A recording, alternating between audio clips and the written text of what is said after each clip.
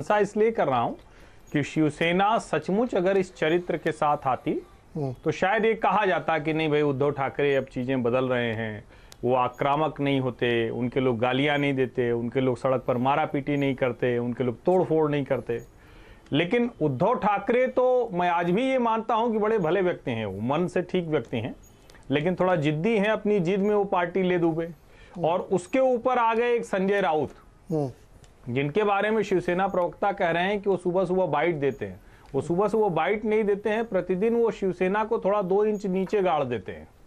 और मैं ये उसी भाषा में कह रहा हूं जिसमें संजय राउत जी बात करते हैं, 2 इंच नीचे गाड़ देते हैं। क्यों गाड़ देते हैं, अब ये एक बड़ा प्रश्न है, क्योंकि वो जो कुछ भी करते हैं, आज तक मैंने उनकी चिंता उतनी उद्धव जी के लिए नहीं देखी जितनी शरद पवार जी के लिए देखी। जो जानते हैं एनसीपी के बारे में, वो शायद वो शिवसेना के बारे में नहीं जानते हैं, जबकि वहीं के हो नेता। वरना क्या जरूरत थी कि जो शिव सैनिक हैं वो तो सब बाला साहब को पिता तुल्य मानते ही हैं, वरना क्यों कहते कि तुम अपने बाप के नाम पर लड़ो। क्या बाला साहब कह गए थे क्या कि सिर्फ और सिर्फ मेरा बेटा मेरे नाम पर लड़ेगा? वो कह रहे हैं कि सब जिंदा लाश उग रहे हैं, पोस्टमार्टम के लिए विधानसभा भेजना है।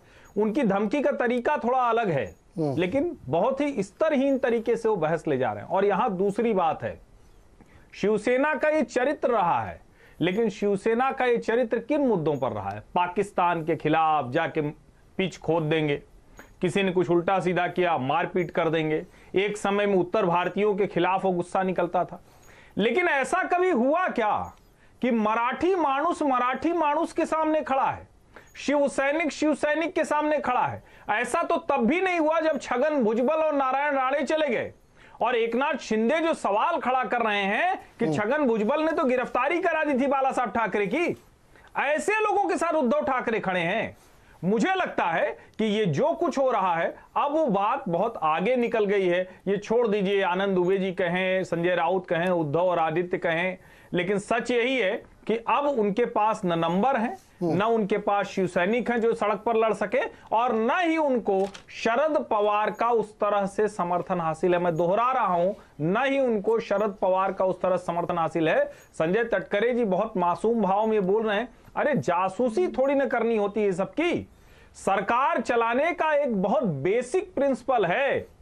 और वो बेसिक प्रिंसिपल हर दिन सुबह हर मंत्री का एक प्रोटोकॉल जारी होता है। इतना तो जो सामान्य राजनीति करता है वो भी जानता है।